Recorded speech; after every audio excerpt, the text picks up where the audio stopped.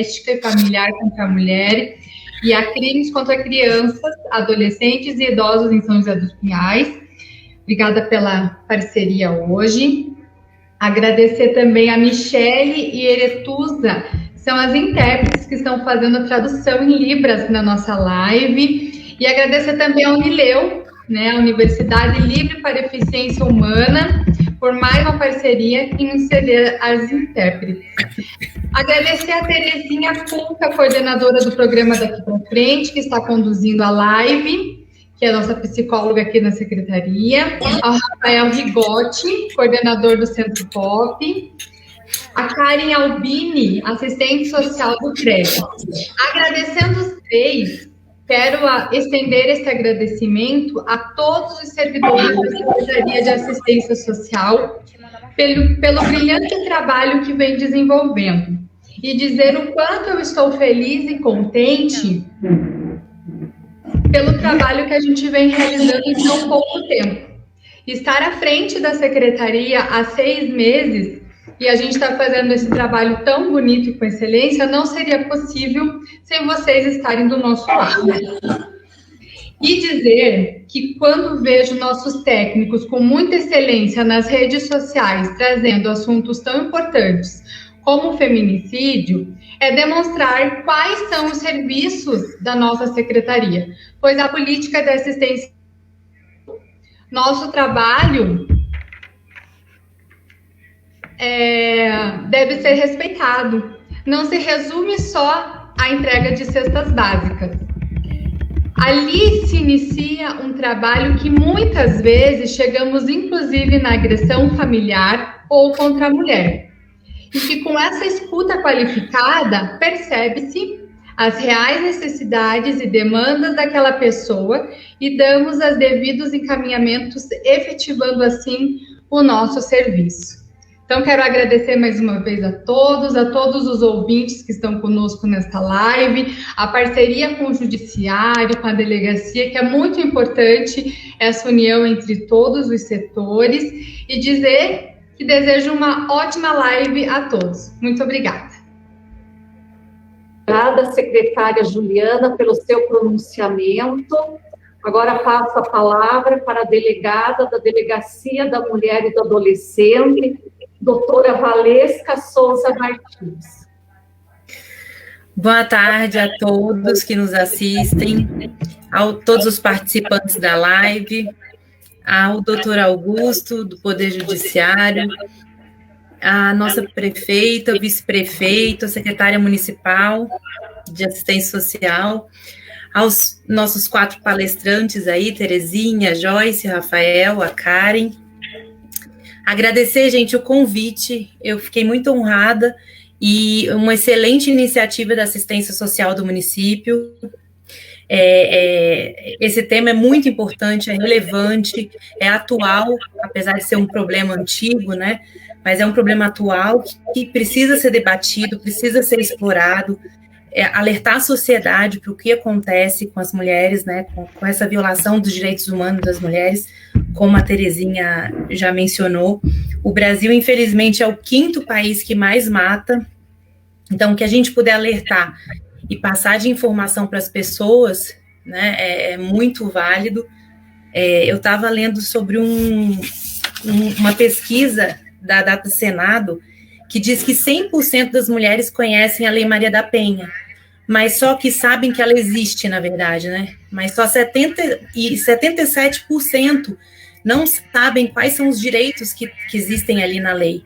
Então, se você não sabe os direitos que você possui, você não tem como praticá-los ali, né, e exigi-los, enfim. Então, tudo que for de passar essa informação para o público-alvo, para as mulheres, para os homens também, que precisam se engajar na causa, é muito relevante e é um motivo muito nobre, né? Eu estou atuando hoje na Delegacia da Mulher de São José dos Pinhais, é uma especializada que foi criada no papel em 2014, e desde então atende as mulheres vítimas de crimes no âmbito da violência doméstica do município de São José e de Tijucas do Sul, né? Então, lá a gente oferece os serviços, explica, né, quais são os serviços também que o município possui, o abrigamento, disponibiliza a questão do requerimento por medidas protetivas de urgência. Então, é um espaço voltado para a mulher, que também é um avanço aí nesse combate da violência doméstica, né? O feminicídio é outro avanço que veio em 2015, com essa inserção no Código Penal, enfim, essa espécie de crime hoje é mais gravoso, né, para quem o pratica. Então, a gente tem temos 2 tipos de feminicídio, né, o praticado pelas pessoas que têm algum envolvimento com a vítima mulher, e que a mata em razão da sua qualidade, da sua condição de mulher, e aquele que mata por questão do menosprezo, da discriminação, que não tem nenhum vínculo, mas são crimes terríveis, e, enfim, que a gente tem que alertar, né? Infelizmente, o feminicídio é um crime anunciado, é uma tragédia anunciada, porque a mulher vem ali de um ciclo de violência até se atingir esse ápice aí. Então, que a gente puder auxiliar, né, estamos a postos. Uma boa palestra a todos, um bom evento a todos. Fico aqui à disposição para o que precisarem na Delegacia da Mulher, e obrigada mais uma vez pelo convite. Obrigada, doutora Valesca, pelo seu pronunciamento. Agora passo a palavra para o doutor Augusto Buschak Júnior, juiz do Juizado de Violência Doméstica e Familiar contra a Mulher, crimes contra crianças e adolescentes. Boa tarde a todos. Bom, todos aqueles que pretendem soletrar meu sobrenome, né, nessas ocasiões sempre enfrentam problemas, né? Mas pode chamar de Glusak, que não tem problema, já estou acostumado. Uma boa tarde à prefeita de São José dos Pinhais, Nina Singer, a secretária Juliana, a nossa delegada Valesca, a doutora, e a todos, a Terezinha, a Joyce, do Ministério Público, a Terezinha, que é a nossa diretora do Daqui para Frente, o Rafa, a Karen e a todos os presentes. Eu, na qualidade de juiz, né, responsável pelo Juizado de Violência Doméstica aqui de São José, sempre tive uma preocupação grande de aliar nosso serviço aos demais serviços disponíveis em São José dos Pinhais. E num contato inicial com os servidores ligados à assistência social, à saúde, e de outros setores também, como o Ministério Público, né, a Joyce, a Defensoria Pública, enfim, no encontro que fizemos para debater o trabalho que poderíamos fazer em conjunto, eu sugeri apenas, acho que esse foi o meu único trabalho real aqui no programa Daqui para Frente, foi poder fazer uma primeira reunião, porque dessa reunião surgiram ideias, assim, fantásticas de como a gente trabalhar em conjunto. Acho que, se eu tenho algum mérito, foi ter reunido todos esses setores. Mas, e também de ter feito a primeira pergunta, né?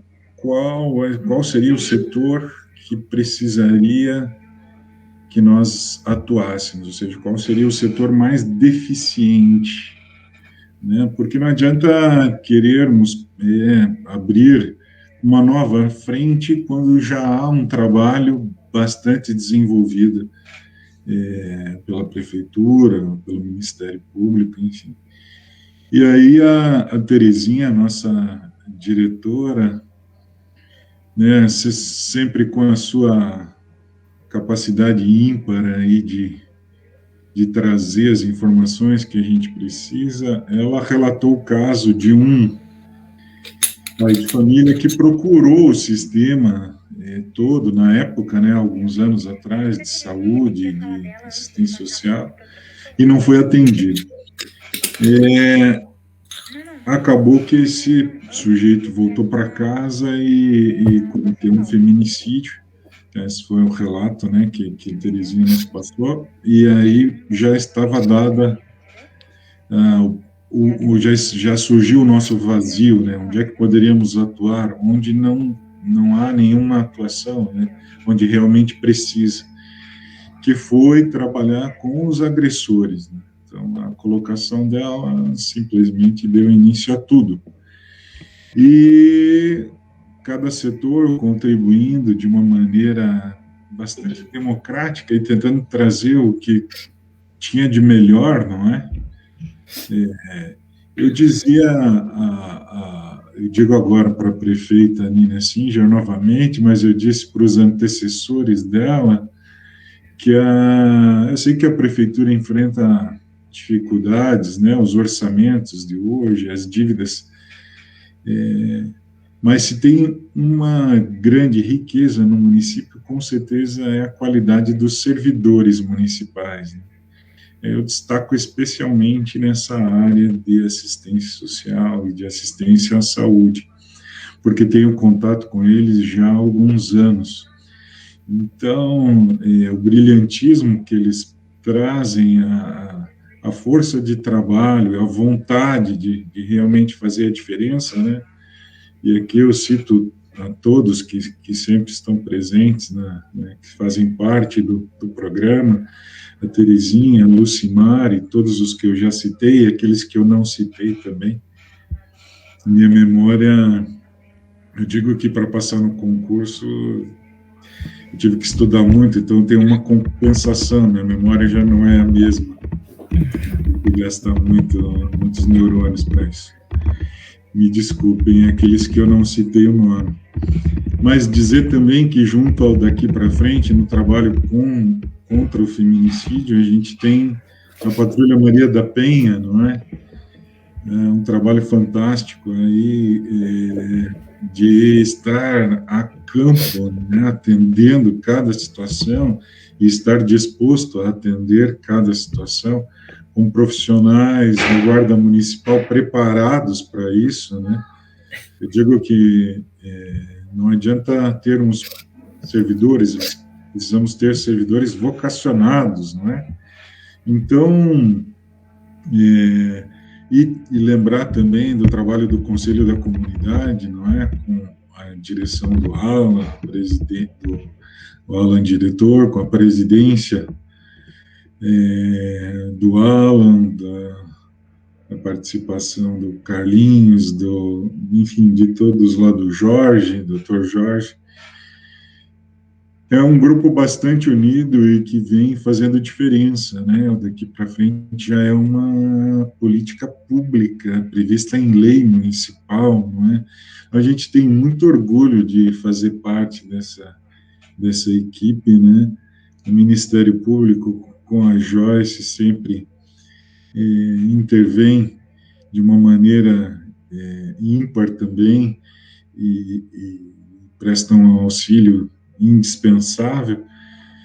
Então, dizer que, assim também o Poder Judiciário, né, tem uma vara especializada para o atendimento à violência doméstica, né? Então, vejam que, além do trabalho do Executivo, muito bem desenvolvido, e do Legislativo, o Judiciário também separa um juiz, um promotor de justiça, né, o Ministério Público nos fornece, um defensor público também apoiado pela Prefeitura, pelo Estado, e vários servidores só para atender essa espécie de crime tão danoso à nossa sociedade, que é o crime contra a mulher, o crime de violência doméstica. Então, é um engajamento aqui em São José dos Pinhais do qual nos orgulhamos muito, né? E todos os que participam e do diálogo que sempre é travado, né? Quando tem alguma dificuldade ou percebe algum problema, estão sempre todos apostos para ajudar a resolver, auxiliar, né? Então, Eu gostaria de falar isso, de reconhecer aí o brilhantismo do trabalho de todos vocês, da Prefeitura, do Ministério Público, das secretarias de assistência social, de assistência à saúde, da delegacia, né, doutora Valesca também, o Estado nos dá essa condição de termos uma delegada vocacionada para o tema, né, e diversos enfim, detetives, né, policiais civis, enfim. Uma boa tarde a todos e uma boa palestra, e eu estarei à disposição aqui para auxiliá-los no que for necessário. Ok? Obrigado. Agradecemos ao doutor Augusto pelo seu pronunciamento, e antes de passarmos a palavra para a senhora prefeita, tivemos um pequeno probleminha no som do início, então essa live é sobre o feminicídio e seus pilares culturais, destacando que é referente ao 22 de julho, que é a data alusiva ao enfrentamento estadual do feminicídio. Passo a palavra para a senhora prefeita, a senhora Nina Singer. Boa tarde, né? Boa tarde a todos. Quero aqui cumprimentar o doutor Augusto, nosso juiz, a delegada a doutora Valesca, a Joyce, que é assessora do Ministério Público, a nossa secretária de assistência e toda a equipe da assistência social, Juliana. Terezinha, obrigada por estar aqui junto conosco nessa palestra, que é muito importante. Quero, primeiramente, parabenizar a secretaria em épocas de pandemia. Temos que nos reinventar, né? Então, as ações têm que ser online, mas não podemos deixar de sempre estar falando e aproveitar o dia de hoje, né, da violência, né, do feminicídio, para fazer uma live, debater ainda mais. Como o doutor Augusto colocou, já tem muitos órgãos unidos, né? O Judiciário, o Ministério Público, Delegacia, Assistência Social, a Saúde, em prol da causa das mulheres, da violência contra a mulher, a qual tem sido muito grande, aumentou ainda mais com a pandemia. Hoje, pela manhã, eu levanto e ligo a TV no jornal, enquanto me arrumo eu vou ouvindo. Nesta manhã, só aqui no Paraná, teve 2 casos próximos a nós de muita violência. Então, realmente, as mulheres estão aumentando cada vez mais a violência, é a união de todos. Eu, como todos sabem, eu sou assistente social de formação, defendo muito a prevenção. Doutor Augusto, aqui o senhor colocou a questão da prefeitura, tenho tido algumas reuniões, eu falo que a Secretaria de Assistência é minha menina dos olhos, né? Todas são importantes, mas como assistente social, nós desejamos e queremos fazer muitos trabalhos de prevenção também, né? Porque, senão, doutora Valesca, é só indo ações lá para a senhora, ações para o doutor Augusto, nós temos que prevenir, fazer trabalho com grupo de mulheres, formar cooperativas, desse trabalho, ter ações para poder estar fortalecendo. Não sou muito a palavra empoderamento, gosto mais da autonomia, do fortalecimento, para que essa mulher possa, assim, ter a sua independência, para que possa dar o seu grito. Parabenizo também o programa Daqui para Frente, porque também é importante nós cuidarmos, estruturarmos as mulheres, mas nós temos que também trabalhar a causa, né? Trabalhar o homem, aquela cultura machista, a ação que vem, porque ele fez... Normalmente a gente ouve, os processos judiciários demonstram o homem que faz a violência com uma, ele vai repetir na segunda, na terceira. Então, é muito importante a gente também estar trabalhando com a mulher, mas trabalhar essa cultura machista, trabalhar o agressor, descobrir a causa do porquê que ele está agredindo, para que não se replique nos seus filhos e para que ele não vá fazer isso com outras mulheres. Então, quero aqui colocar a todos, parabenizar esta união. Eu falo sempre que o bem comum só é conseguido quando todo mundo se une. E eu vejo que em prol desta causa tem muitos órgãos unidos.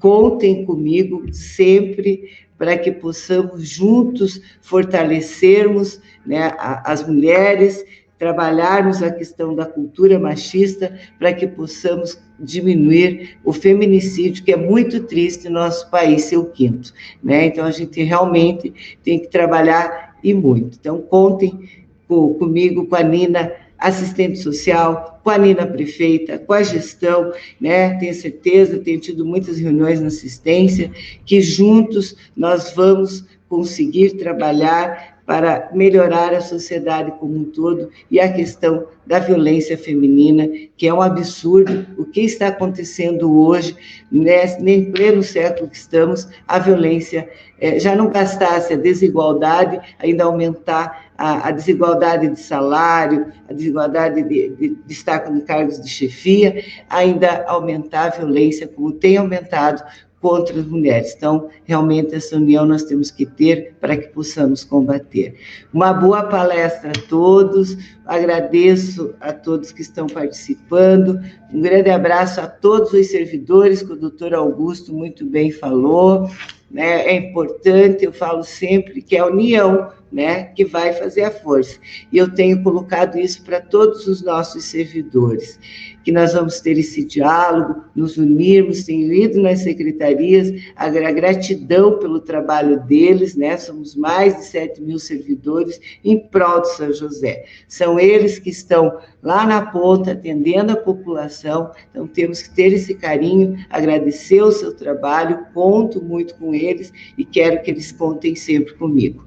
Um grande abraço a todos, uma boa palestra, parabéns à secretaria e até breve. Boa palestra a todos. Agradecemos o pronunciamento da prefeita, a senhora Nina Singer, a todas as autoridades que se fizeram presentes. Também não podemos deixar de agradecer a Michele e a Eritusca, a intérpretes da Unileu.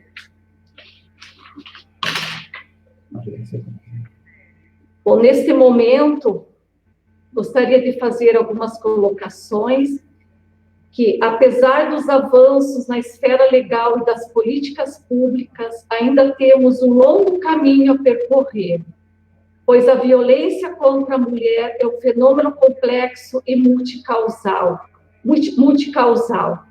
com pilares enraizados na cultura que a sustentam, e para enfrentá-lo faz-se necessária uma rede intersetorial e interdisciplinar e interface com diversos saberes e instituições, como previsto na Lei Maria da Penha. Também destacamos que esta é a primeira live. Futuramente estamos também planejando fazer um seminário e também outras lives que possamos discutir e abranger os assuntos na amplitude que eles merecem. E também com esse objetivo, em 2016 foi implantado o programa Daqui para Frente, que tem como objetivo refletir com os homens autores de violência a desconstrução dos papéis e estereótipos que mantêm esses comportamentos, visando o rompimento do ciclo repetitivo da violência, além do acompanhamento e assistência às vítimas. Ressaltamos que a violência contra a mulher ocorre em concorrência aos filhos, que são vítimas e ou testemunhas. Não posso deixar de mencionar os agradecimentos aos facilitadores que conduzem o Daqui para Frente, a Secretaria Municipal de Assistência Social, a secretária Juliana pelo apreço que tem pelo programa, a toda a sua equipe, à saúde, à segurança pública, ao GGI, ao Poder Judiciário, na pessoa do doutor Augusto, que sempre deu apoio a esse projeto, desde o projeto Hoje Programa, a Luciana do Cartório, o Ministério Público, em especial na pessoa da Joyce, a Delegacia da Mulher, a Defensoria Pública, o Conselho de Execuções Penais, hoje na presidência do Dr. Alan Manioto, também o Alan Teixeira, sempre pronto nos atendendo quando precisamos, o psicólogo Marcos, a Patrulha Maria da Penha, entre outros. E a todos e todas que, direto ou indiretamente, estiveram e estão envolvidos para o enfrentamento deste fenômeno, que é a violência contra a mulher. Também destaco que, no intuito da ampliação das ações, estamos dando início ao programa Daqui para Frente, aqui no espaço do CREAS. Também agradecemos a gestão pelo apoio, aos coordenadores Robson e Jandira e a todos os envolvidos. Neste momento, convido a palestrante Karen Albini, que também é facilitadora do grupo do Daqui para Frente, que falará sobre perspectiva crítica e feminista sobre a violência contra a mulher. Possui especialização em Direito Aplicado ao Sistema Único da Assistência Social e técnica de 2016, graduação em Serviço Social pela UFPR 2011, atualmente assistente social na Prefeitura de São José dos Pinhais. Tem experiência na área de serviço social, com ênfase na política de assistência social, militante junto ao Fórum Estadual de Trabalhadores e Trabalhadoras do Sistema Único de Assistência Social FETSUAS Paraná e Fórum Municipal de Trabalhadores do SUAS de São José dos Pinhais FONSUAS, representou trabalhadores do SUAS em espaços de controle social e assumiu a presidência do Conselho Municipal de Assistência Social de São José dos Pinhais, de 2017 a 2019, e também é facilitadora dos grupos de homens Daqui para Frente, mas vamos pedir um pouquinho de licença para ouvirmos o pronunciamento do professor Assis, vice-prefeito municipal. Passamos a palavra, devolvemos para a nossa palestrante.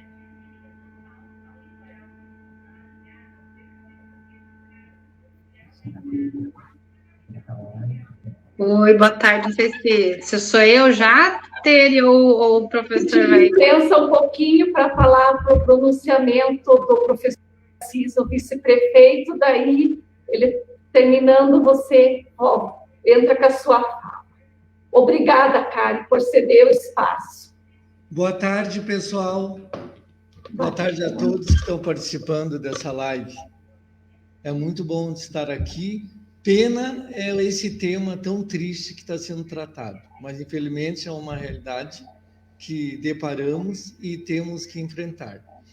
Mas eu vejo que a prefeita Nina se preocupa muito com as políticas de prevenção e, claro, que esse assunto é uma das pautas importantes que ela tem em sua agenda. Então, eu quero dizer que estamos aqui para colaborar. Vou ouvir atentamente a palestra de agora em diante, me desculpe o atraso, e quero me colocar à disposição para juntos enfrentarmos esse absurdo que a gente nota na sociedade. Um grande abraço a todos. Agradecemos o pronunciamento do professor Assis, vice-prefeito de São José dos Pinhais. Essa live também terá dois blocos, devido ao servidor. Então, logo na sequência, seria encaminhado um novo convite. Com a palavra, Karen. Oi, boa tarde. Antes de começar, né, como eu comentei com meus colegas também de mesa de apresentação, né, dessa né, palestra, eu diria que não é mais uma palestra, é uma mediação sobre o assunto. Vou fazer uma autodescrição. Então, eu sou uma mulher morena, pele clara, tenho cabelo longo, castanho escuro, Atualmente estou vestida com uma blusa de gola alta, preta. Ao fundo, né, para o meu lado esquerdo, tem um quadro em madeira lapidado, é um barco com alguns trabalhadores e também tem alguns livros atrás. E como a Terezinha, né, apresentou, cumprimento também, né, todo mundo que está aqui, né, que falou antes de mim, e quem na sequência vai estar falando, não vou estar citando o nome, porque às vezes é nervosismo faz a gente esquecer. Fiz uma anotação, tentando, né, ser objetiva na fala, respeitar também o tempo de fala.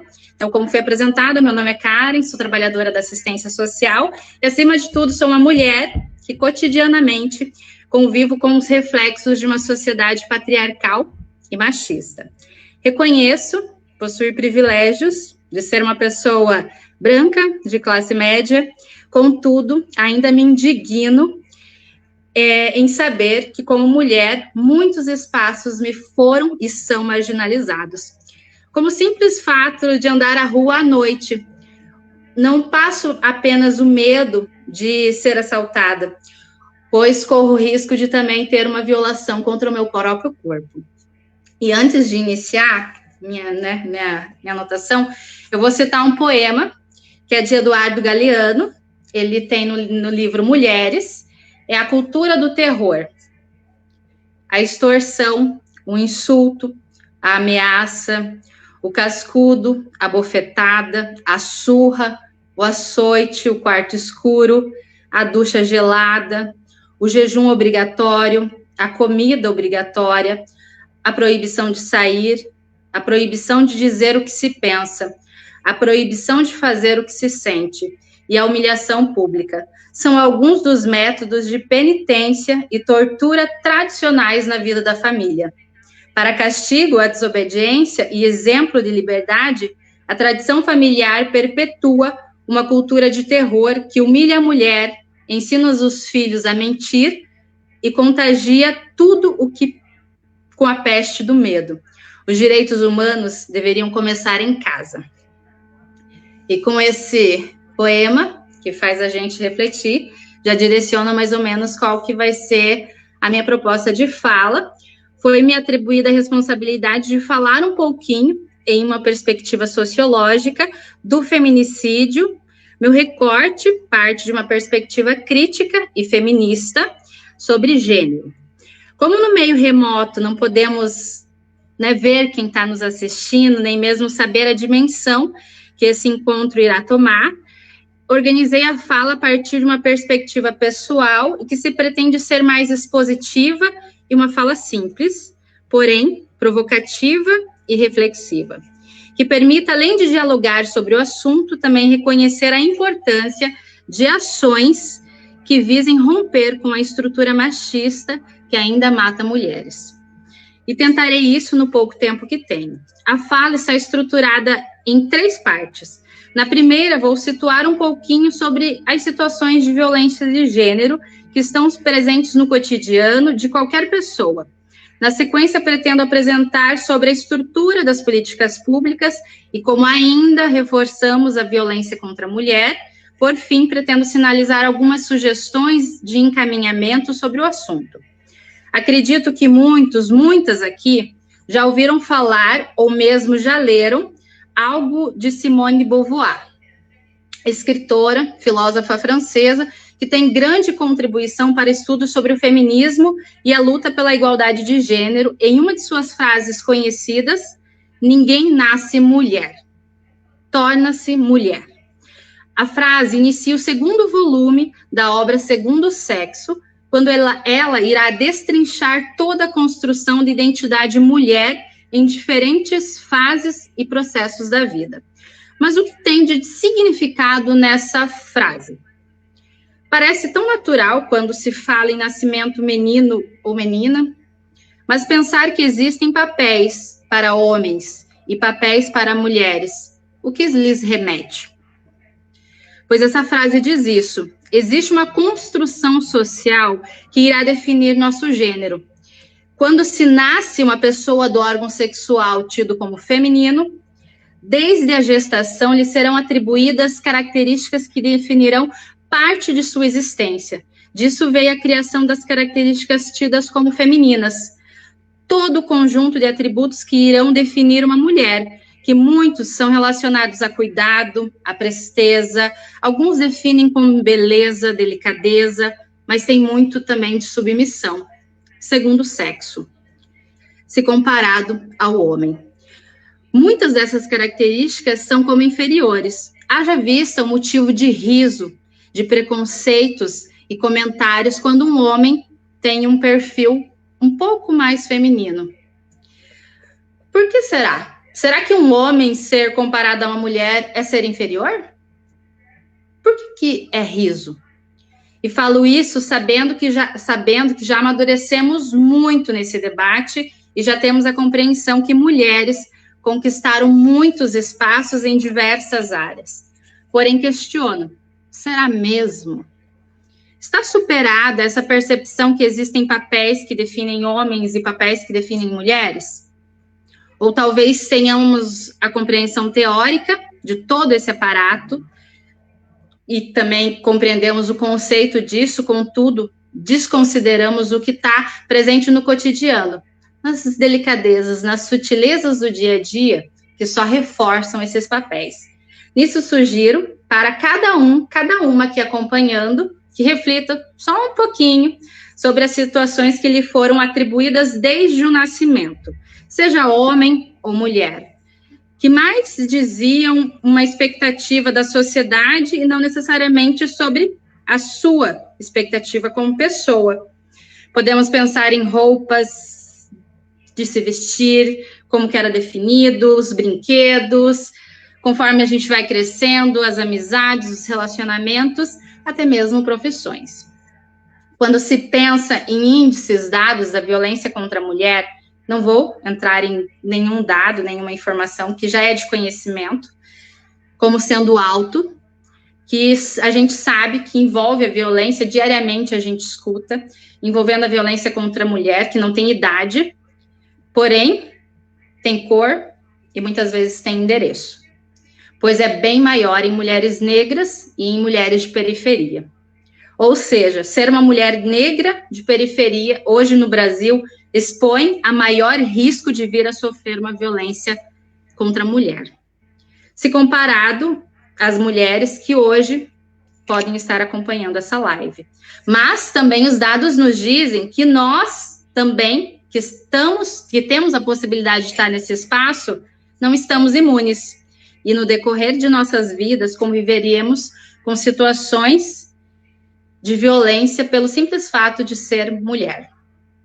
A violência contra a mulher está nos comentários que estigmatizam o papel esperado para a mulher, que agride e violam a moral e nossa condição social. E quanto mais livres escolhermos ser, mais sofreremos essas consequências de violência por nossas escolhas, diferentes das expectativas da sociedade. Existe uma construção social intrínseca à responsabilidade sobre o corpo da mulher. E isso vai construir de maneira muito natural no cotidiano. Envolve desde a roupa que se veste até as pessoas com que se convive.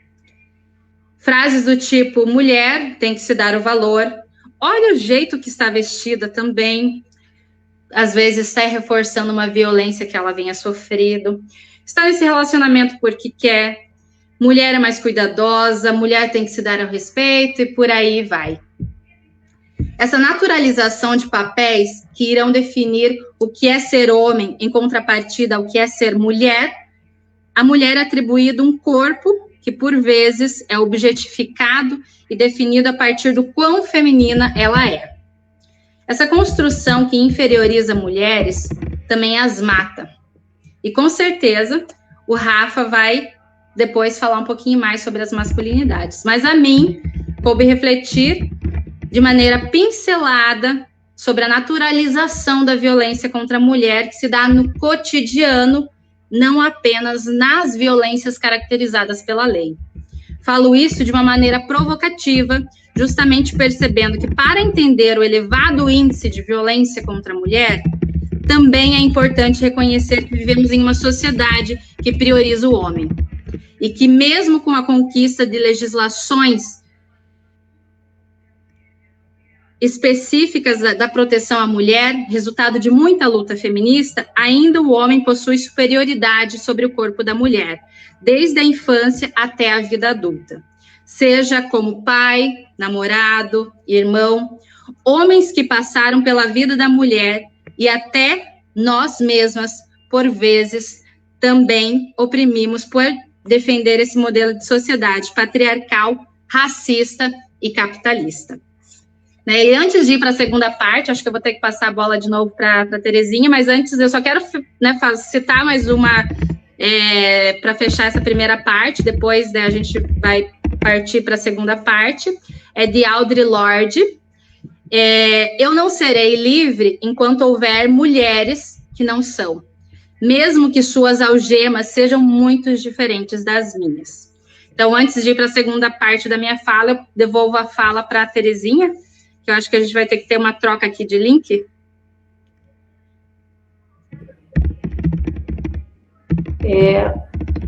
Obrigada a todas que estão nos assistindo, que estão nos ouvindo. Daqui uns minutos, retomaremos novamente com a fala da Karen, na segunda parte.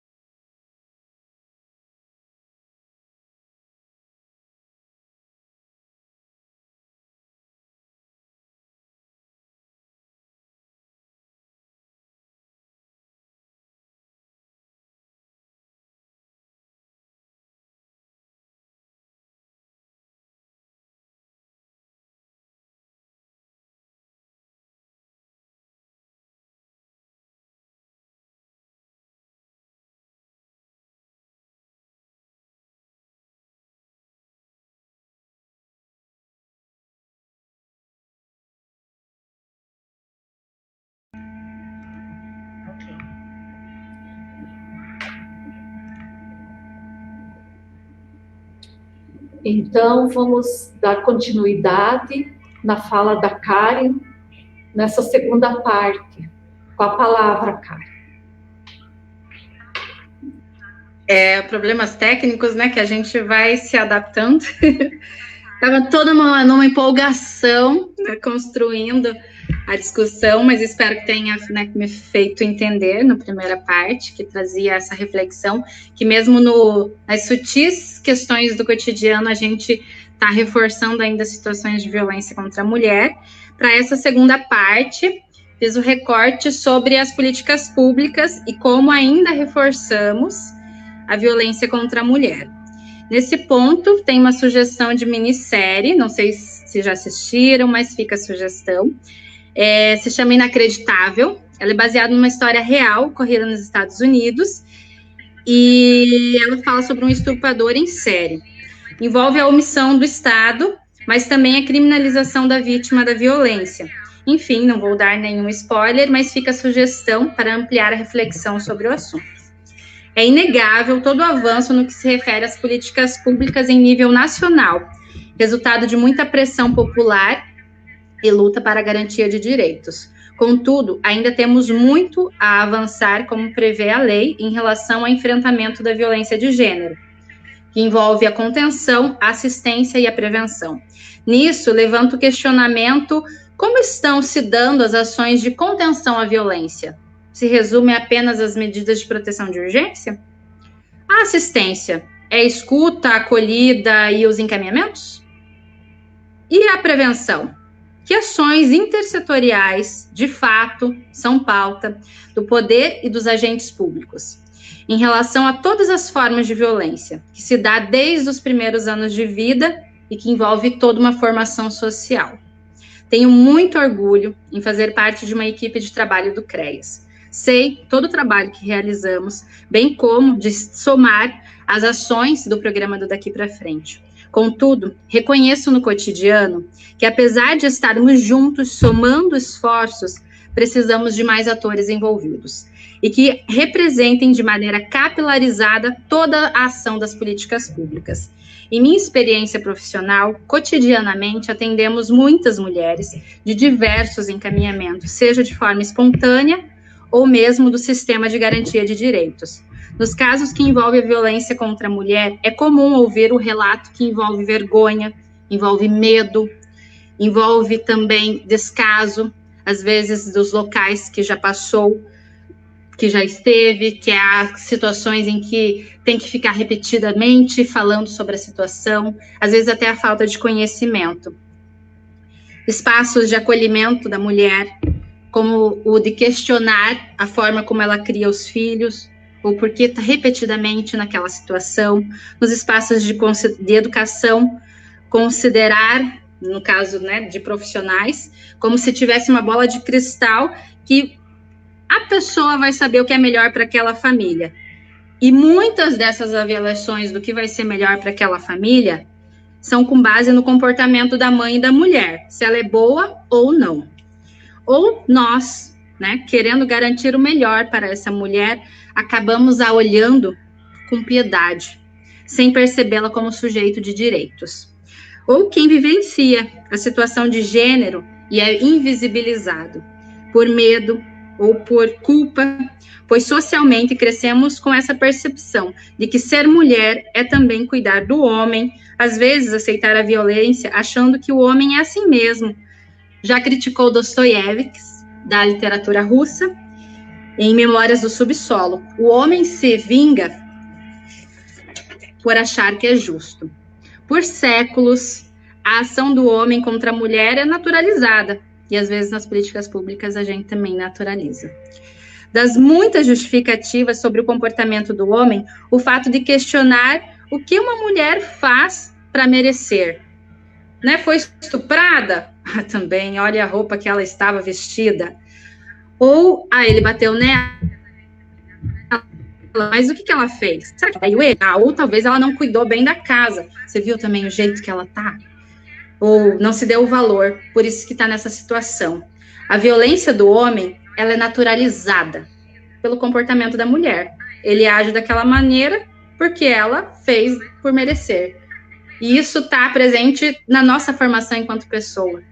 E a gente não tira isso simplesmente para ser, né, servidor público. Então, a gente pensar isso dentro das políticas públicas é fundamental para também romper com essa estrutura de violência. E só mais um ponto de reflexão dentro dessa discussão de políticas públicas, vamos pensar um pouquinho sobre a centralidade da família, que é tão defendida dentro da assistência social e que considero que é um avanço significativo na abordagem das políticas públicas, mas que ainda atribui à mulher o espaço de cuidar da casa. Reconheço a quantidade de pesquisas sobre a conquista da autonomia da mulher no caso de ser a titular para acesso aos programas sociais. Contudo, faço um adendo. Ainda se atribui à mulher o espaço doméstico. Em alguns artigos, cita que é provado que mulheres investem mais valores de benefícios com os filhos, já os homens não têm esse cuidado. Nisso faço um alerta, o quanto nós também, no cotidiano, reforçamos abordagens discriminatórias e que corroboram com a manutenção desse modelo de sociedade. E aqui não estou criticando a prioridade de atenção às mulheres, mas alerto para que demais trabalhos sejam também necessários, em conjunto e de maneira articulada. E nisso é também envolver os homens e chamar a responsabilidade. Tudo envolve, para além da estrutura da oferta de atendimentos, também uma construção das políticas públicas, que tem uma abordagem de gênero, que ainda é patriarcal, racista e capitalista. Poderíamos aprofundar muito esse assunto e garantir uma reflexão sobre uma intervenção profissional. Porém, o tempo não permite. Por isso, para fechar em uma perspectiva de ações para enfrentar e garantir a conquista de maior igualdade e equidade de gênero, separei algumas sugestões dentro das que estão descritas e contextualizadas no protocolo sobre feminicídio, que tem no portal do CEVID, do Tribunal de Justiça do Paraná, e essas ações definem desta maneira, né? É necessário investir em ações que possam romper com o ciclo da violência sofrida pela mulher, espaços como esse, de discussão, campanhas de divulgação, formular políticas públicas e sociais para que proporcionem transformações determinantes desencadeadores da violência, transformação e quebra de paradigmas, mudanças da sociedade que permitam aceitar os determinantes de gênero construídos socialmente, promover a equidade entre os gêneros e o empoderamento da mulher, debater a temática em diversos espaços formuladores de opinião, movimentos sociais, escolas, universidades, envolver toda a sociedade a essa discussão, estabelecer um fluxo e processo de trabalho sistematizados e articulados, com permanente comunicação e diálogo, publicizar e divulgar fluxos para a ciência da população e, em especial, das mulheres, bem como divulgar as proteções, sendo indispensável que o acesso aos serviços seja feito em todos os espaços, na saúde, unidades básicas de saúde, nos CRAS, no sistema de justiça, a porta aberta, nos sistemas de segurança, né, sem a gente rotular as mulheres, ter essa acolhida, perceber, né, toda a trajetória de vida, respeitar a trajetória de vida das pessoas, capacitação e qualificação dos envolvidos com essa temática, e que procure desenvolver um olhar ampliado, humanizado e integral no acolhimento a essas mulheres que vão em busca de ajuda, bem como manter a capacidade de se indignar ao deparar-se com o sofrimento humano e com as mortes prematuras e evitáveis. Apesar da violência existir na sociedade, há muito tempo é imprescindível que os profissionais do setor público e do setor privado, assim como as organizações civis, não sejam condescendentes com situações de violência praticadas contra a mulher ou qualquer pessoa. É necessário que todos exerçam seu papel no intuito de superar o problema, visto que somente uma abordagem coletiva e integral tem o potencial de produzir resultados relevantes. Se faz necessária a articulação de medidas estratégicas para contribuir com a mudança que impactem positivamente na vida das pessoas e da comunidade, bem como para alcance da igualdade de gênero. Então, algumas das pinceladas que eu separei para a minha fala inicial, né? Agradeço a oportunidade desse espaço, espero ter me feito compreender, e muito obrigada.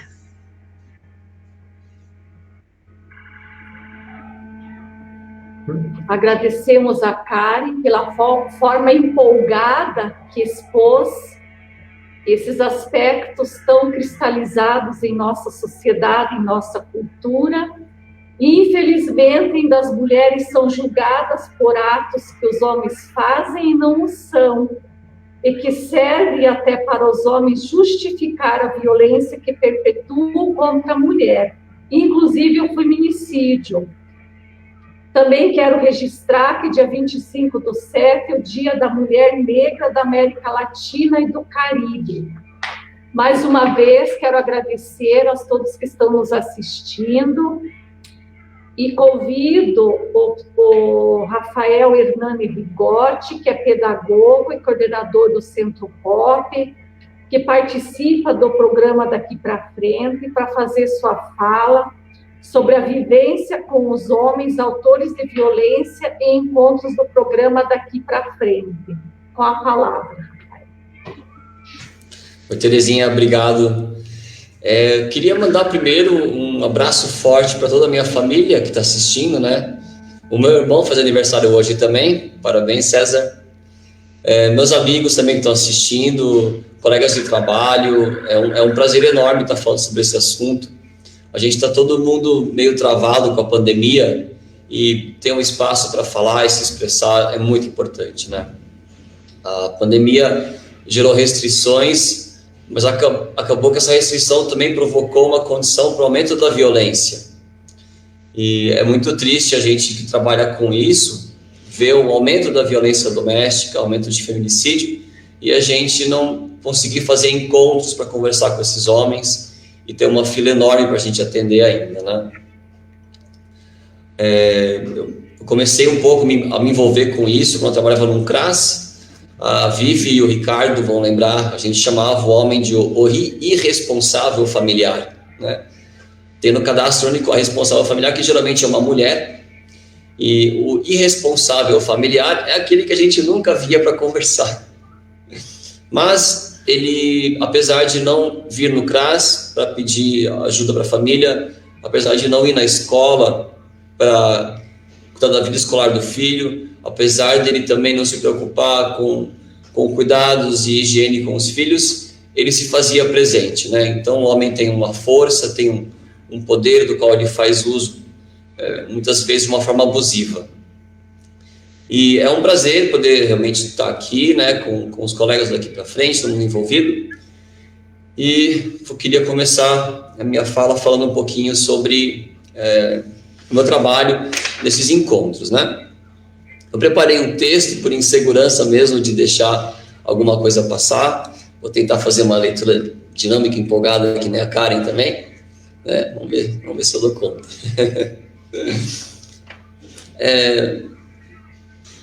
Eu trabalho no Centro Pop, que é um lugar especializado para pessoas em situação de rua, só que a maioria dos que vão lá são homens. E a maior parte desses homens tem alguma questão na história deles no passado com uma figura feminina, né?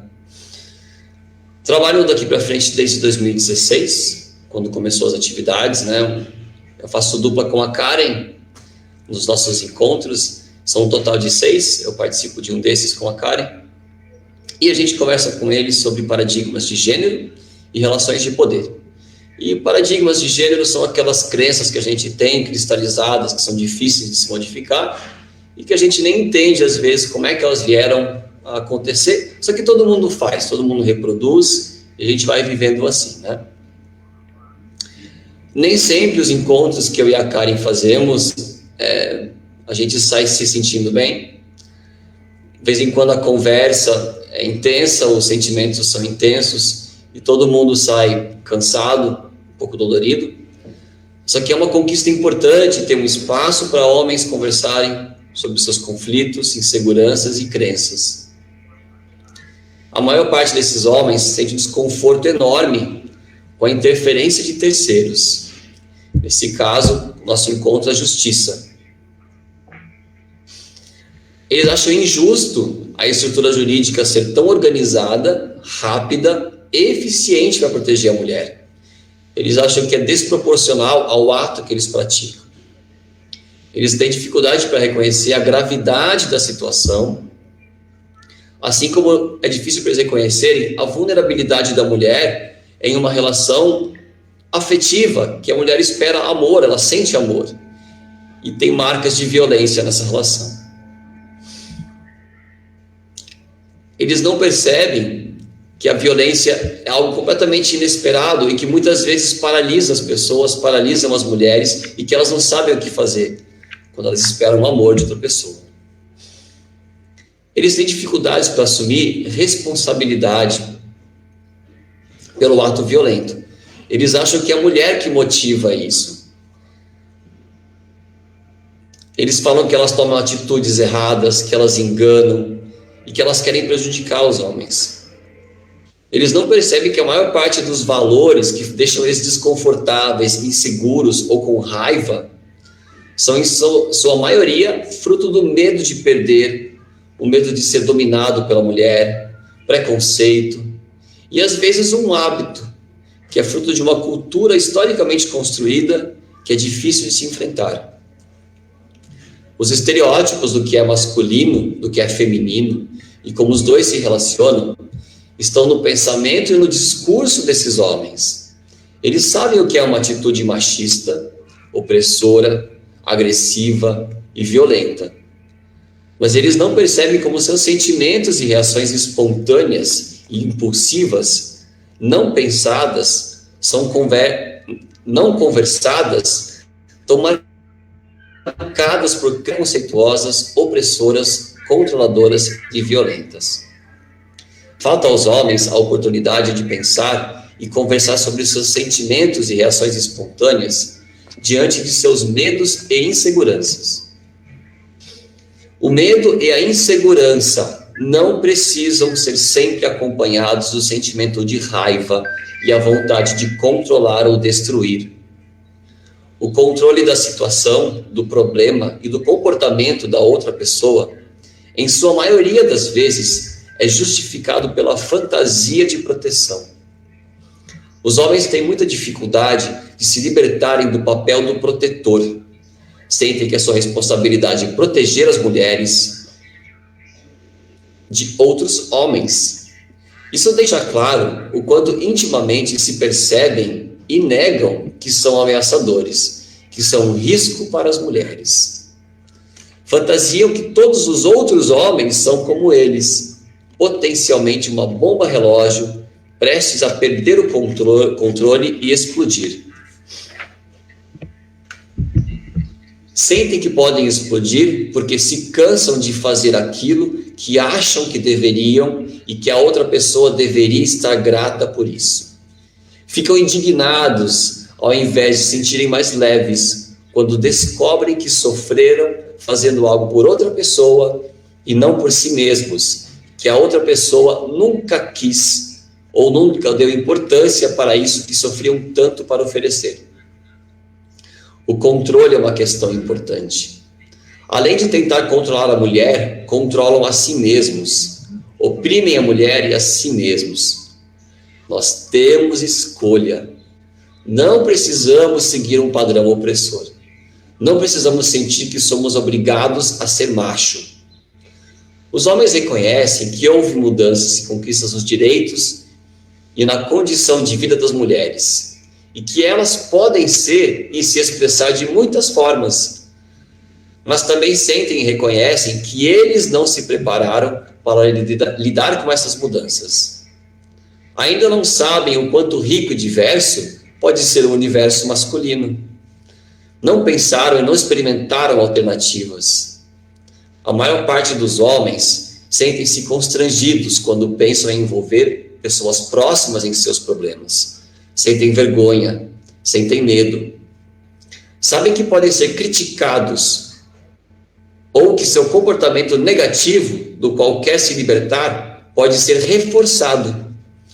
Acabamos convidando esses homens a reconhecer a importância de participarem de espaços para refletirem sobre o tema e os convidamos também a recorrer ao apoio de profissionais dos serviços públicos para serem ouvidos sem julgamento e contar com apoio para encontrar soluções não violentas para seus medos e conflitos.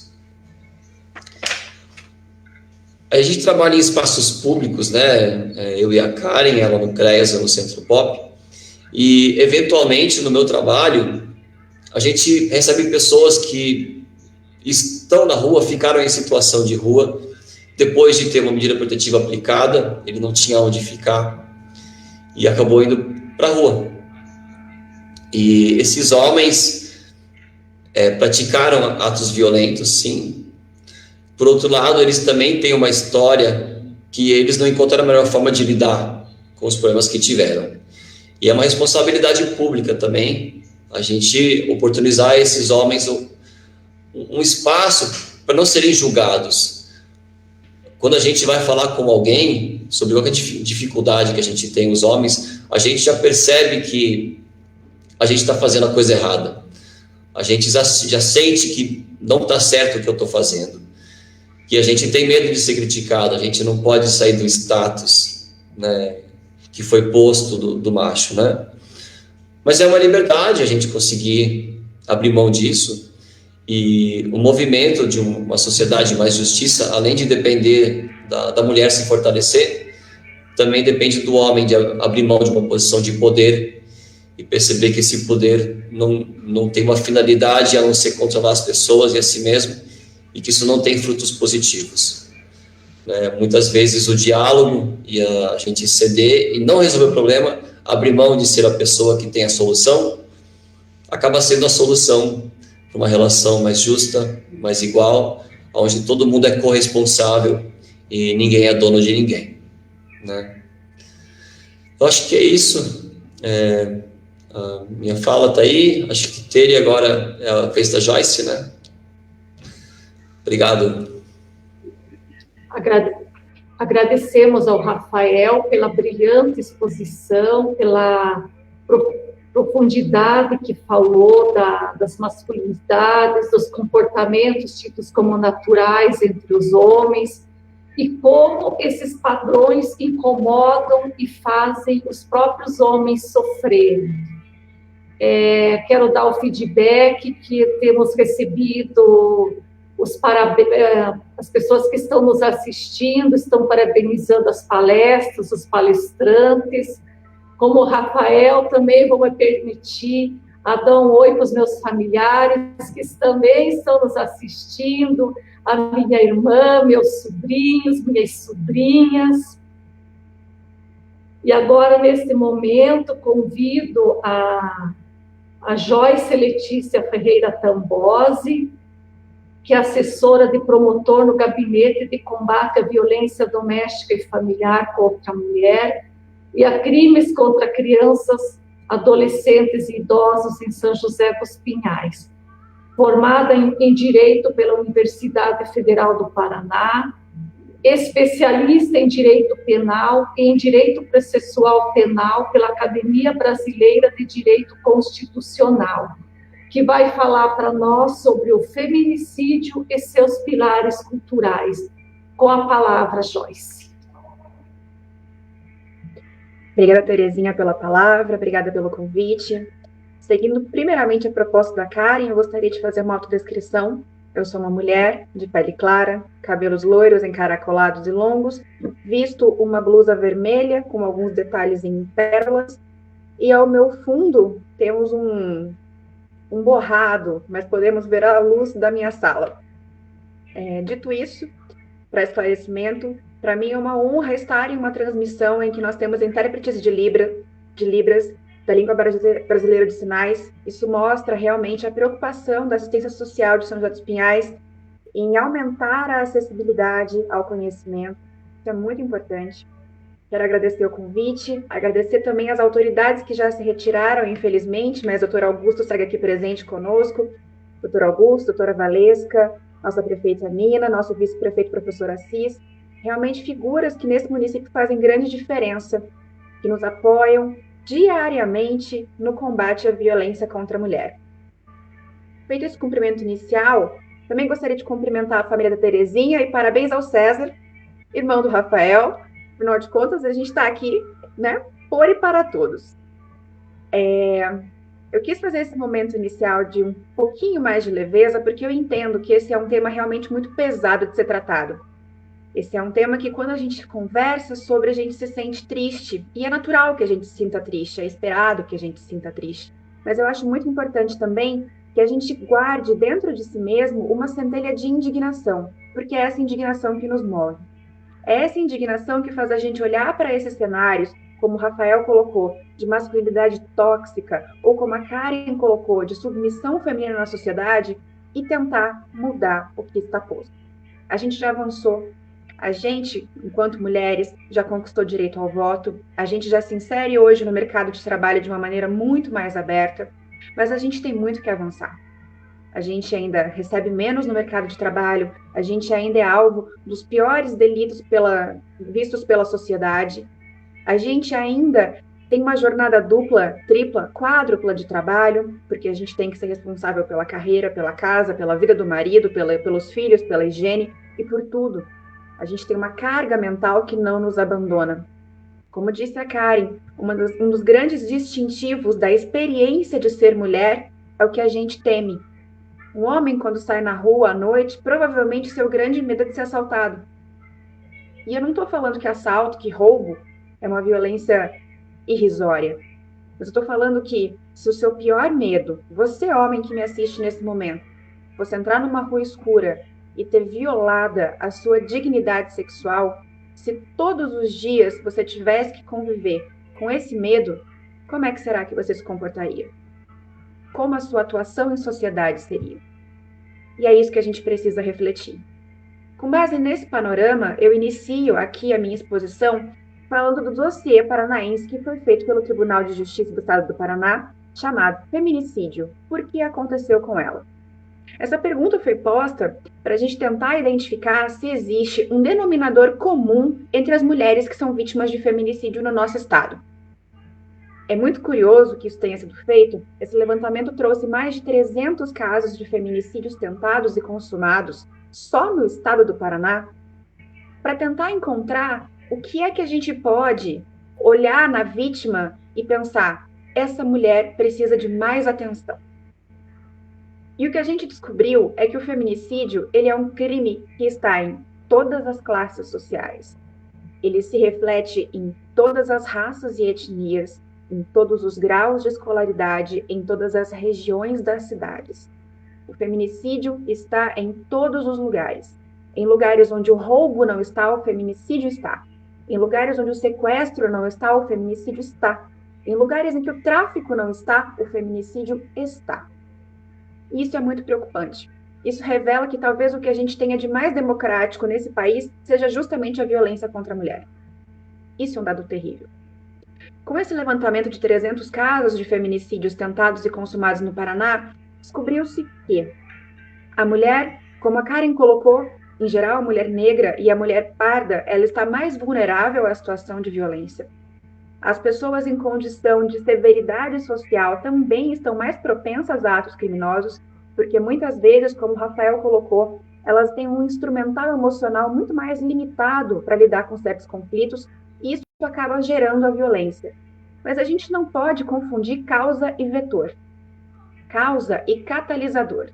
Sem sombra de dúvida, questões raciais e sociais aumentam a violência, mas a causa da violência contra a mulher, o seu principal pilar cultural é o machismo. É a compreensão de que a mulher é uma posse. Eu digo isso porque, ao olhar para a vítima, esse dossiê não conseguiu tantas respostas quanto gostaria, mas ao olhar para o homem, esse dossiê conseguiu algumas pistas. Se percebeu que, ao mesmo tempo em que você não pode olhar para o gênero, olhar para a idade da vítima para ter um indicativo de violência, você não pode olhar apenas para o critério social para ter um indicativo de violência, você não pode usar os denominadores que a gente geralmente usa para os crimes de rua para ter um indicativo de uma preocupação maior, mas você pode olhar para o discurso do homem e no discurso do homem encontrar um perigo. O que eu quero dizer com isso? A violência contra a mulher, ela está em todos os lares. Toda mulher pode ser vítima de violência, todo homem pode ser um autor de violência. E com isso eu não quero criar um panorama de rivalidade, colocar os homens como inimigos, as mulheres como vítimas, como pessoas a serem protegidas, como pessoas a serem tuteladas pelo Estado. Não. Eu quero que nós coloquemos a mão na consciência e reflitamos sobre os nossos comportamentos. Eu quero que os homens reflitam se eles tratam as mulheres no mesmo patamar de igualdade que eles tratam os homens. Eu quero que os homens reflitam sobre as mulheres que eles leem, sobre as mulheres que eles escutam, sobre as mulheres que não sejam sua mãe, que eles respeitam. Eu quero que as mulheres reflitam sobre o tipo de humilhação que elas estão dispostas a aguentar para sustentar um relacionamento. O tipo de vergonha que elas se propõem a engolir de seus parentes, de suas pessoas próximas, para não se expor a um abandono afetivo. E com base nisso, é que a gente começa a pensar numa masculinidade tóxica, numa masculinidade hegemônica, numa masculinidade que, como a Karen colocou a partir da reflexão de Simone de Beauvoir, entende a mulher como a extensão do homem, entende a mulher como um segundo sexo, um sexo acessório, entende o principal, as características principais que uma sociedade precisa como vindas do homem, e a mulher é apenas um complemento. Eu digo isso porque quando a gente olha para o crime de feminicídio, quando a gente olha para o que realmente está acontecendo, a gente descobre que o discurso do homem que mata, ele é um discurso pautado em ciúme, ele é pautado em posse. E ele também é demovido por um grande sentimento de inveja pelas conquistas da mulher, pela independência da mulher. São homens, ao fim e ao cabo, inseguros. Homens que não conseguem ver uma mulher prosperar na sociedade, na sua carreira, no seu papel de mãe e sentirem satisfação. Eles não dividem a sua vida com a sua companheira. Eles eclipsam a vida da sua companheira. Eles detêm a vida da sua companheira. E eu digo isso com base em casos recentes. Recentemente, infelizmente, nós tivemos no Paraná o feminicídio da Ana Paula Campestrini, uma mulher que depois de muitos anos em um relacionamento notoriamente tóxico, deixou o seu companheiro e assumiu a sua homossexualidade. Por não se conformar com essa identidade, por não se conformar com a orientação sexual da sua ex-companheira, por não se conformar com o fim do relacionamento, o seu ex-companheiro ordenou o seu feminicídio. A gente também pode pensar num caso que foi extremamente emblemático no Brasil, que foi a chacina de Campinas. Uma mulher que também finalmente se livrou de um relacionamento horrível e foi comemorar o ano novo, o ano da sua libertação, o ano do seu renascimento junto a seus parentes. O seu ex-companheiro invadiu a festa e não só assassinou-a, como assassinou também a toda a sua família. Esse é um distintivo importante quando a gente fala de feminicídio. O feminicídio nunca é um crime que só mata a mulher. Nunca é só um tiro, nunca é só uma facada. Ele é um crime de destruição. Ele é um crime que visa aniquilar aquela mulher por completo, tirar tudo dela, tirar sua dignidade, desfigurá-la. São crimes feios. Assim também é com relação ao ambiente em que esse crime se dá. As casas ficam reviradas, bagunçadas, destruídas, os móveis danificados, as pessoas ao redor amedrontadas. O crime de feminicídio é muito diferente dos outros homicídios que a gente percebe na sociedade. A professora Stella Meneghel, ela traz uma reflexão que o feminicídio, ele traz um grande componente de moralidade. A liberdade que as moças não recatadas se dão. Como se a liberdade da mulher fosse uma ameaça para a sociedade que a gente conhece, para o modelo de masculinidade que a gente conhece. E a partir dessa suposta ameaça ao homem, o homem retruca com uma outra ameaça, até que a morte nos separe. Se ela não for minha, ela não vai ser de mais ninguém. Esse discurso perpassa todos os crimes de feminicídio. Esse medo de perder, ele perpassa desde a mulher que se relacionou durante 6 meses, que terminou com um ex-namorado, quando passou na faculdade e ele decidiu assassiná-la, quanto a mulher que ficou casada durante 50 anos e finalmente decidiu que ela não ia mais apanhar calada e disse: se você levantar a mão para mim novamente, eu vou até a delegacia. E seu companheiro de 70 anos assassinou-a. Esses casos que eu acabei de citar são casos reais, recentes e paranaenses, incluídos nesse dossiê do TJPR que eu acabei de citar. Então é importante que a gente observe que a mulher não está segura no seu seio doméstico. Acho que quando se é homem e se pensa, eu gostaria de descansar, eu gostaria de relaxar, eu gostaria de ter um momento meu, o homem pensa na figura do lar. o lugar mais perigoso na sociedade para se ser mulher é dentro de casa. O horário mais perigoso para se ser mulher na sociedade é domingo à noite. Domingo à noite é o dia em que o companheiro retorna os filhos à ex-companheira. E as discussões se iniciam porque às vezes ele percebeu pelo filho ou fuçou nas coisas das crianças ou extraiu uma informação de que aquela mulher iniciou um novo relacionamento, iniciou um curso, iniciou um trabalho e essa pessoa não se conforma e executa sua ex-companheira.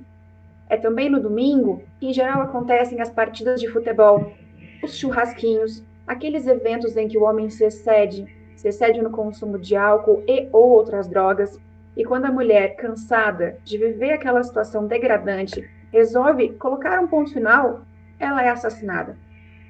Ela é morta dentro de sua casa, muitas vezes na presença de seus filhos. Quando a gente fala isso, a gente tem que olhar também para a legislação que a gente tem. Como foi colocado aqui por palestrantes anteriores, a lei de feminicídio é relativamente recente, ela é de 2015. Até 2015, não havia nada que diferenciasse esse crime tão terrível de outro crime que também é horrível, que é o homicídio, mas que tem características completamente diferentes. Se vocês me apresentarem estatísticas, com certeza eu sei, homens morrem mais em sociedade do que mulheres. A maioria dos homicídios que a gente tem na sociedade vitimam homens, mas ao mesmo tempo homens matam mais do que mulheres. A cada 10 homens, 1 morre dentro de casa vítima de sua companheira. Os índices de homicídio de homens pelas mãos das suas companheiras, das suas amadas, é de 11%. Quando você olha para a mulher, esse índice passa de 70%. A mulher, ela morre pelas mãos de quem ela mais ama. Ela morre no local em que ela deveria estar mais segura.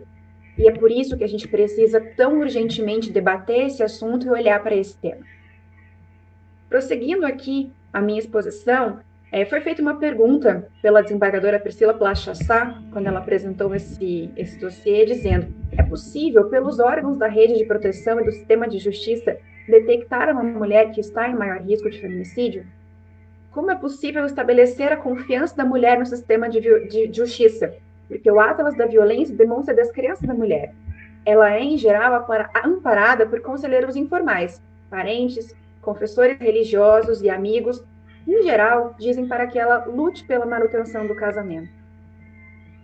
Então, o que eu posso dizer para você, mulher que está assistindo a gente nesse momento, às vezes está assistindo escondida, porque não quer que teu companheiro ouça você ouvindo alguma coisa relativa ao feminismo, não quer que você tenha caraminholas na sua cabeça, como a gente tanto ouve, pelo menos no meu ambiente de trabalho, eu posso te dizer, procure a delegacia, denuncie.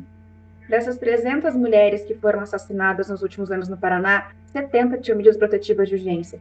Eu não estou dizendo que não acontecem crimes com mulheres que procuram o sistema de justiça, mas é bastante menos provável que aconteça com elas.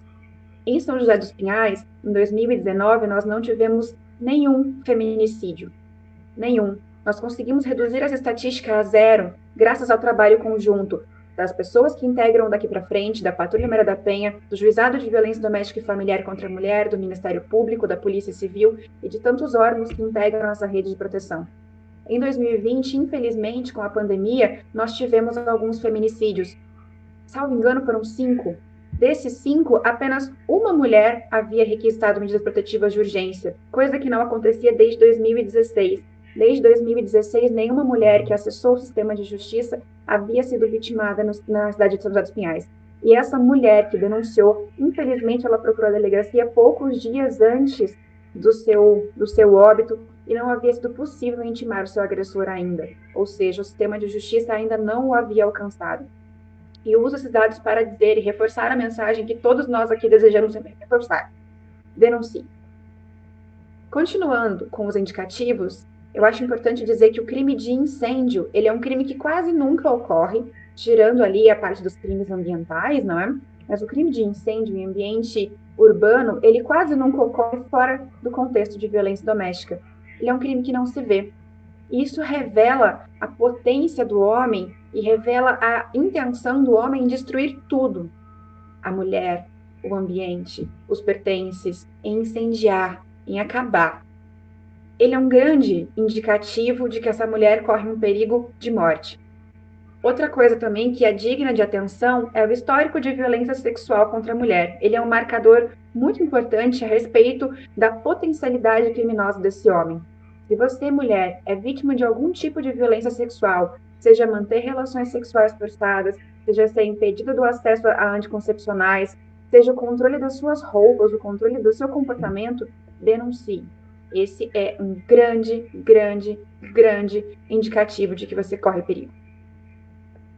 Também me foi pedido para falar um pouquinho, e agora já me encaminhando para a minha última parte, porque eu acho que eu já tomei bastante tempo de vocês, a respeito de uma mudança jurisprudencial que a gente teve recentemente, quando o Supremo Tribunal Federal refutou de uma vez por todas, finalmente, a tese nefasta de legítima defesa da honra.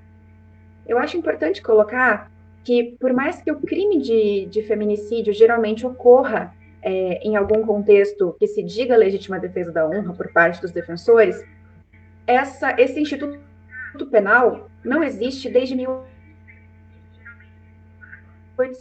Legítima defesa da honra não faz parte de nenhum ordenamento jurídico brasileiro desde 1830. Eu também gosto de lembrar que, por mais que muitas vezes o homem não assassine a mulher no momento em que ele a flagra numa situação de adultério, que em geral é quando essa tese é aventada, é muito comum que durante a plenária do Tribunal do Júri, a defesa faça uma completa invasão à vida da vítima para que essa tese de legítima defesa da honra, se ela não seja invocada como uma medida de absolvição desse homem, de inocência desse homem que não pode se responsabilizar pelo que fez, ela é uma tese que tenta diminuir a pena, que tenta mostrar que esse homem agiu movido sob violenta emoção. Um homem que mata sua ex-companheira quando descobre que ela simplesmente entrou em um outro relacionamento, muitas vezes depois de ter terminado com ele há anos, é considerado que para ele isso é uma emoção incontrolável, é um instinto de morte incontível. E essa é uma marca da nossa doutrina, da nossa jurisprudência, da nossa legislação, que mostra como a violência do homem é naturalizada. O homem não sabe conversar, o homem não consegue se conter. É a mulher que tem que olhar as roupas que vai usar, porque ele é homem. É a mulher que tem que esconder a sua felicidade, o seu sucesso, o seu progresso, porque o homem não sabe lidar. O homem não quer uma mulher maior do que ele. É a mulher que tem que ouvir que o homem não quer uma mulher empoderada, porque isso é uma disputa doméstica muito grande.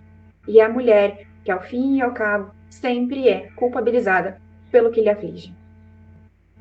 Continuando aqui, eu acho importante mencionar também, com relação à legítima defesa da honra, além de destacar que ela não existe, que é absolutamente desproporcional você parear a honra de um homem à vida de uma mulher, um homem para lavar sua honra, ceifar a vida de uma mulher, nunca foi proporcional. É uma medida absolutamente esdrúxula e absolutamente vergonhoso que o Brasil tenha aceitado isso durante tantos anos, mas é importante mencionar que essa tese se popularizou muito no Brasil a partir do feminicídio da Ângela Diniz. Ângela Diniz era uma socialite brasileira que foi assassinada pelo seu namorado, então companheiro, após um breve relacionamento.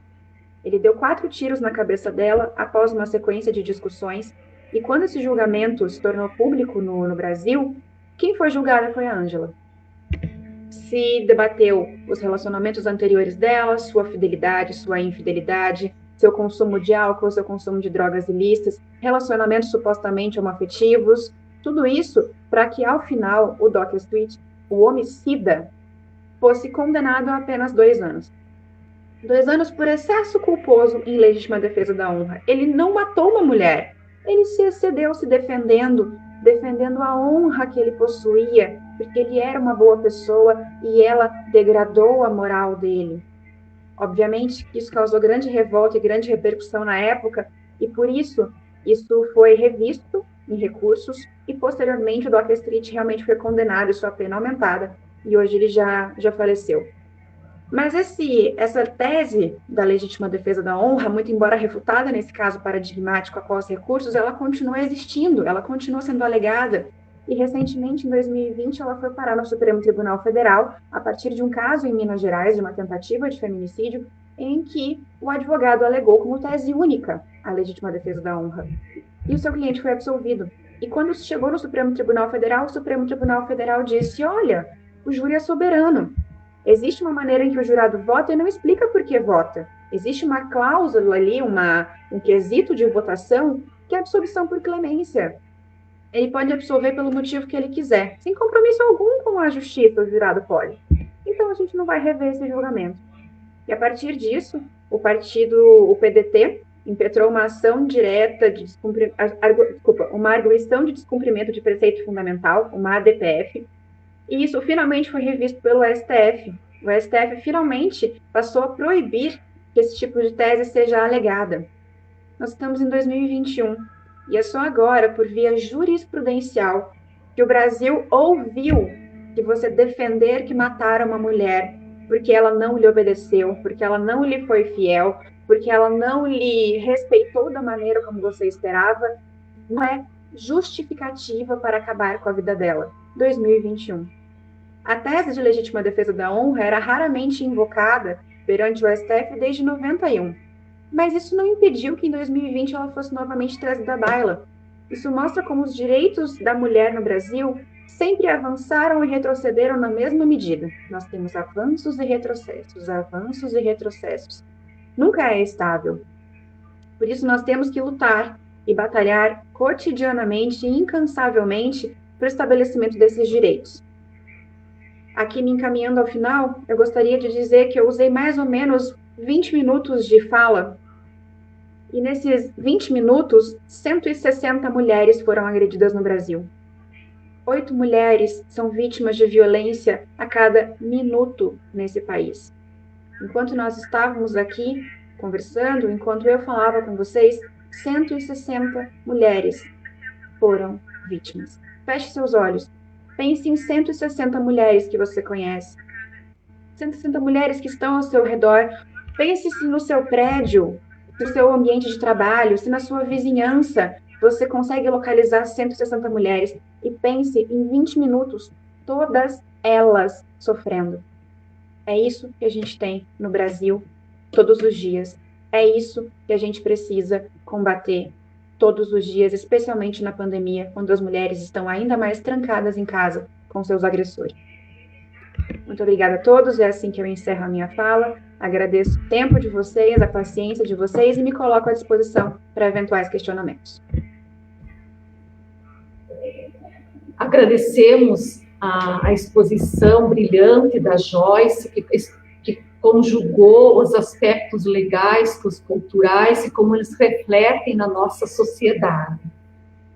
Também queremos agradecer a todos os palestrantes, as intérpretes, Erichusa e a Michele, destacando que a secretária Juliana e a prefeita tiveram outro compromisso, por esse motivo não puderam nos acompanhar essa live, mas o doutor Augusto e o professor Assis, vice-prefeito, a acompanharam.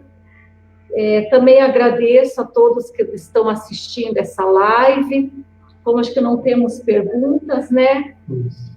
Coloco, assim, quem quiser fazer alguma ponderação, alguma fala, acrescentar alguma coisa. Temos uns 10 minutinhos ainda para fazer isso. Doutor Augusto, gostaria de falar alguma coisa? Karen, Rafa? Eu gostaria de falar, assim, eu acho que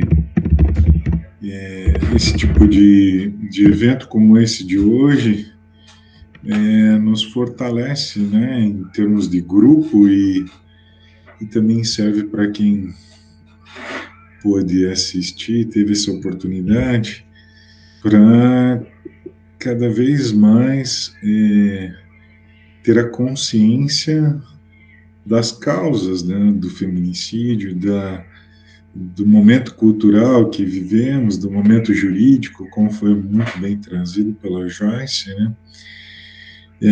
Nós precisamos estar na ponta, atualizados, para podermos atuar, cada um na sua área, a fim de combater, de prevenir a ocorrência desses crimes. Então, minha intervenção agora é, primeiro, para pedir desculpas, eu tive que sair no meio dessa live para uma audiência do Juizado de Violência Doméstica, e aí, assim que acabou, eu retornei.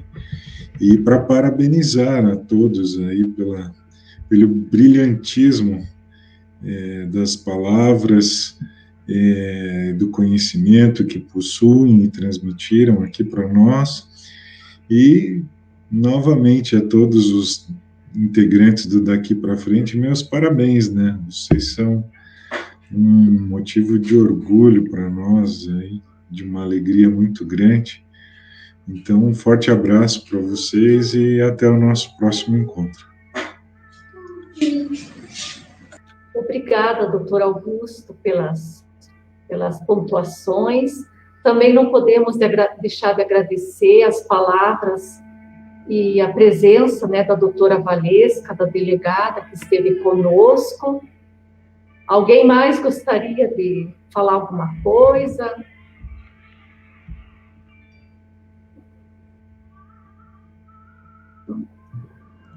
Então, obrigado a todos, obrigado aos palestrantes, às autoridades que se fizeram presentes, aos nossos intérpretes, às pessoas que nos acompanharam nesta live, e encerramos por horas, e fica aberto, quem sabe futuramente, nos próximos meses, a gente aprofundar alguns assuntos, alguma temática, porque o tema é muito pertinente, são amplas as questões que podemos discutir e nos instrumentalizando para a nossa praxis do dia a dia.